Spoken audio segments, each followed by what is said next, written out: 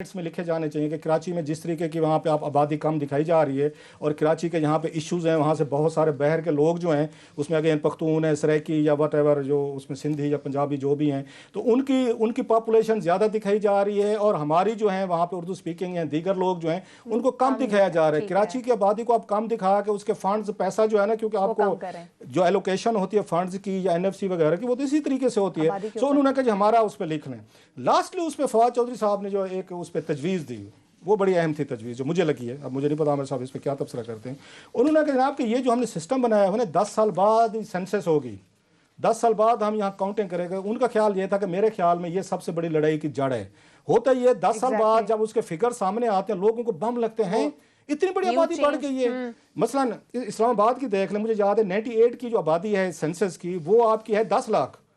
2018 میں جو کی گئی ہے وہ بنی ہے 20 لاکھ۔ جب لوگ سنتے ہیں کہ 10 سے 20 ہو گئے، کہاں سے اتنے لوگ آ گئے، انفراسٹرکچر بلا بلا، ان کا یہ کہنا تھا کہ ہمیں اس طرح کا کوئی سسٹم یہاں بنانا چاہیے کہ ہر سال جو لوگ ایڈ ہو رہے ہیں اور جو ڈپارٹ کر رہے ہیں، مینز کو جو اگر جن کی وہ ہو رہے فوت ہو رہے ہیں، ہمیں کوئی سسٹم ہونا چاہیے کہ ایوری ایئر ہم اس کو بیٹھ کے کاؤنٹنگ کرتے رہیں جا کے، تاکہ جب اس کا رزلٹ سامنے آئے تو لوگوں کو جھٹکا نہ لگے ہیں اتنی آبادی بڑھ گئی یا کم ہو گئی ہے۔ انہوں نے اس کی مثال دی ہے اس کی امریکہ کی، انہوں نے کہا امریکہ میں تو کلاک لگ گئے، اب وہ ٹک ٹک کر رہے ہیں جتنے بندے پیدا ہو رہے ہیں، کیونکہ وہاں سارا سسٹم ڈیجیٹل ہے،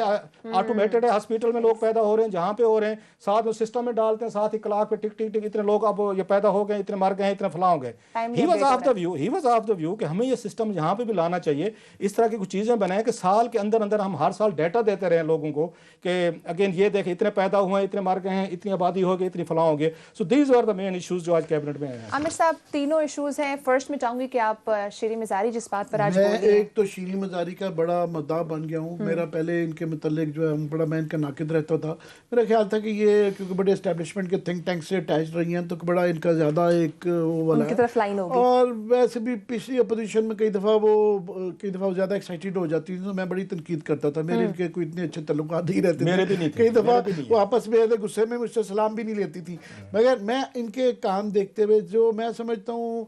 جس منسٹر نے سب سے زیادہ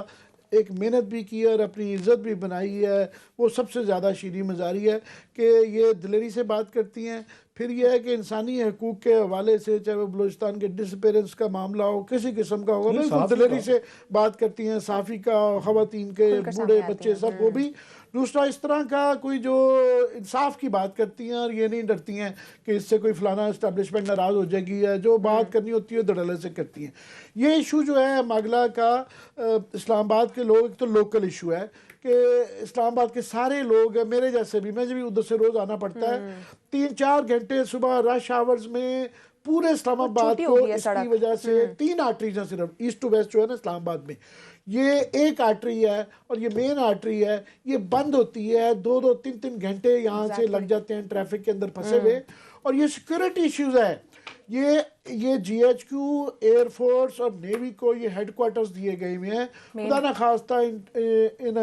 وار لائک سچویشن، ایک کرائسس کے اس میں یہاں ٹریفک اتنی ہے کہ اگر آپ کو یہ آنا جانا بند ہو جاتا ہے، بالکل کوئی فوجی ٹرک بھی نہیں گزر سکتا، تو ایک یہ سیکورٹی ایشو بھی ہے۔ یہ دیے گئے تھے ان کو ہیڈ کوارٹر کو، ظاہر ہے سیکورٹی کی وجہ سے اسلام آباد میں، مگر انہوں نے ایک ناجائز کام کیا کہ ایک کمیونٹی ہال کے نام پہ بنایا اور وہ شادی ہال کے طور پہ ایئر فورس سے استعمال کرتے ہیں۔ پھر وہاں پہ ایئر فورس کی یونیورسٹی بالکل آپ بنائیں، ایئر فورس کے لوگوں کے لیے اگر آپ کرنی ہے، مگر وہ صرف ایئر فورس کے لیے نہیں ہے، پورا کاروبار ہے، اسلام آباد پاکستان کے سارے بچے آتے ہیں اور وہ اس کی وجہ سے پورا ٹریفک بند ہو جاتا ہے۔ اس ایئر فورس کی یونیورسٹی کو ایئر فورس کے لیے رکھیں، باہر کے لیے اگر آپ بنانا چاہتے ہیں تو کسی اور جگہ جا کے بنا لیں، اس جگہ پہ وہ اس جگہ کے لیے ماسٹر پلان میں اس طرح کی گنجائش بھی نہیں تھی، نکالی۔ دوسرا سارا گرین بیلٹ بھی کھا گئے ہیں، سڑک بھی کھا گئے ہیں، اور یہ چونکہ پہلے ہی اسلام آباد میں نیوی کلب کا بھی ایشو چلتا رہتا ہے،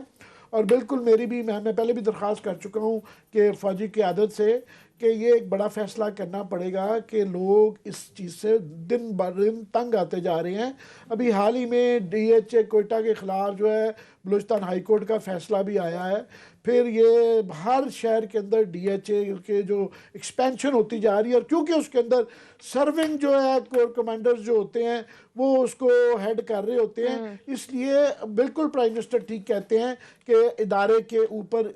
اس کی کافی لوگ تنقید کرتے ہیں، اس کو اس سے ڈی لنک کر دینا چاہیے، بالکل سرونگ لوگوں کا اس میں نہیں ہونا چاہیے اور بالکل اس چیز سے فاصلہ کر لینا چاہیے۔ دوسرا یہ میں ضرور کہوں گا کہ عمران خان صاحب پہ یہ سلیکٹر وہ جو کافی وہ جو کرتے تو رہتے ہیں، اپنے دور میں یہ چاہے پیپلز پارٹی ہو چاہے یہ نون لیگ ہو، اب ان کو بڑا یاد آ گیا ہے کہ جناب یہ ووٹ کو عزت دو، اس طرح کا کبھی بھی کوئی مسئلہ، یہ سارے جو ڈی ایچ ایز بنے، پہلے صرف آپ دیکھیں کراچی، اسلام آباد، لاہور تھا پہلے، نچلی تو ایک ہی ڈی ایچ اے تھا، اب کوئی جو ہے پشاور میں بھی ڈی ایچ اے بننے جا رہا ہے، کوئٹہ میں یہ بن رہا ہے، ملتان، بہاولپور، کوئی کور نہیں رہ گئی ہے جہاں کی، اور یہ سارے ڈی ایچ اے جو فیصلے ہوئے ہیں ان کو جو جگہیں دی ہوئی، اور اس کے اندر بے تاشا لاہور کے اندر فار ایگزامپل وہ بنگالی فارم تھا، اور یہ قبضے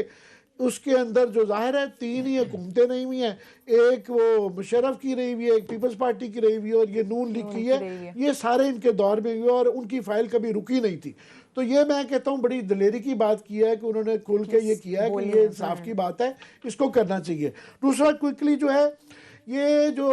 کاروں کا مسئلہ ہے، یہ جس طرح جو میں نے کہا نا پاکستان سے اینٹ اٹھاؤ نیچے سے کوڑا نکلتا ہے، ہم نے چینی کا بھی دیکھ لیا، آئل کا بھی رہ گیا، اب ٹائم آ گیا ہے کہ یہ ٹبیکو اور یہ کارز کا بھی نا ان کی بھی ایک تفتیش کروا لیں۔ کبھی کبھی مسابقتی کمیشن جو ہے وہ کبھی رپورٹ دیتا ہے، مگر 70 سال میں دنیا میں کوئی ایسا ملک نہیں ہوگا کہ 70 سال میں آج بھی یہ اسمبل کرتے ہیں، یہ باہر سے سارے پارٹ آتے ہیں، یہاں پہ نہ ہونے کے برابر 70 سال میں ہماری کار انڈسٹری نہیں ہے، اور یہ مہنگی بھی بیچتے ہیں، دنیا کے کسی اس سے کمپیریزن کر لیں، یہ کوالٹی بھی بیکار ہے، جو تھرڈ کلاس کار ہوتی ہے دنیا بھر میں وہ ہے، سیکورٹی بھی اس کی بری ہے، کار کی پروڈکشن بھی بری ہے، سٹینڈرڈز بھی نیچے ہیں اور مہنگی بھی ہے، اور 3 4 5 کمپنیاں ہیں، باقی کسی کو یہ آنے نہیں دیتے، اور ہائیبریڈ کار تو پوری دنیا میں نیکسٹ یہ جو ہے یہ بڑا اچھا کر رہے ہیں فواد چودھری، پوری دنیا میں اب ریس ہی یہی ہے، وہ کہہ رہے ہیں اگلے 25 سال میں ساری دنیا میں ہائیبریڈ کار آنی ہے، تو بالکل آپ بجائے اس کے کہ ان کو ٹھیک کریں،